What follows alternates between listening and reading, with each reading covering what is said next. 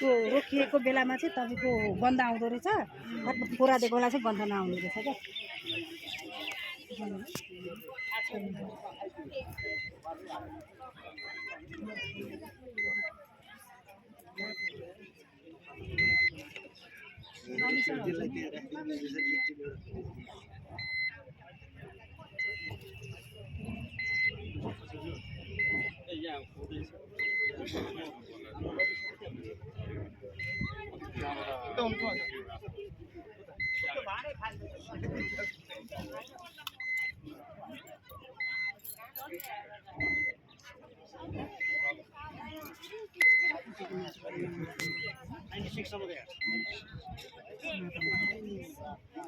ग्यासको मात्रा सक्यो। यस्तो ग्यासको मात्रा देशमा कति धनीले के गर्नु कति धनी के गर्नु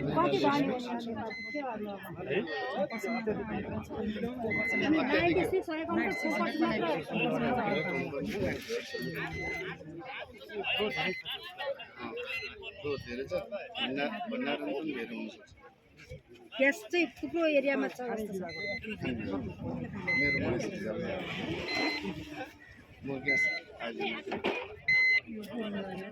यो ठुलो एरियामै छ जस्तो छैन।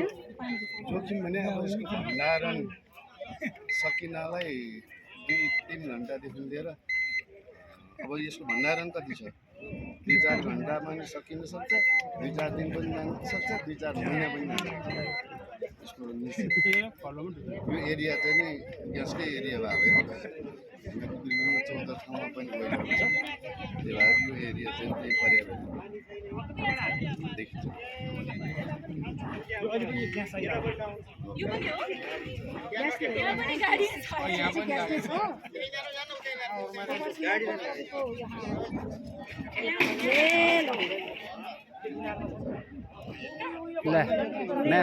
मैम तो कि अनि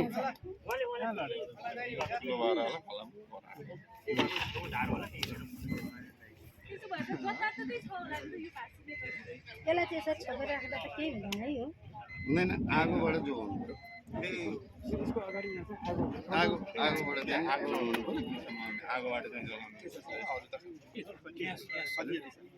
होइन अब कति 96 सम्म देखायो त 96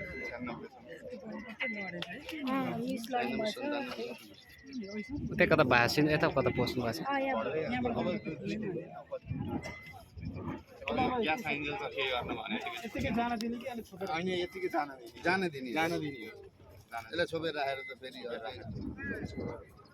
जान्छ यसको मात्रामा कति घट्दै जान्छ तपाईको बले चाहिँ रुकुमा आइसम्म बले चाहिँ लु बजार त्यसको भण्डारण कति छ भण्डारण छौन्जेलसम्म अहिले 3 वर्ष 5 वर्ष 6 वर्ष 40 वर्ष भइसक्यो रे त्यहाँ ग्यास भेटेको। बढी भयो है 40 वर्ष भइसक्यो। अघि हामी त्यहाँ पुगेको थियौँ 40 साल भयो यहाँ भन्दै पुरा पानी उमाली राख्नु भएको थियो। 40 वर्ष भएन त 40 सालदेखि भनेपछि तपाईको यो 42 अझ 41 वर्ष भइसक्यो। 42 वर्ष लाग्ने बेला भइसक्यो हजुर। 40 सालदेखि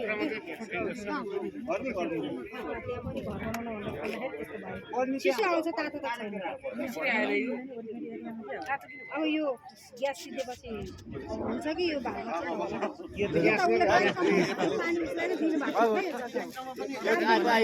चाहिँ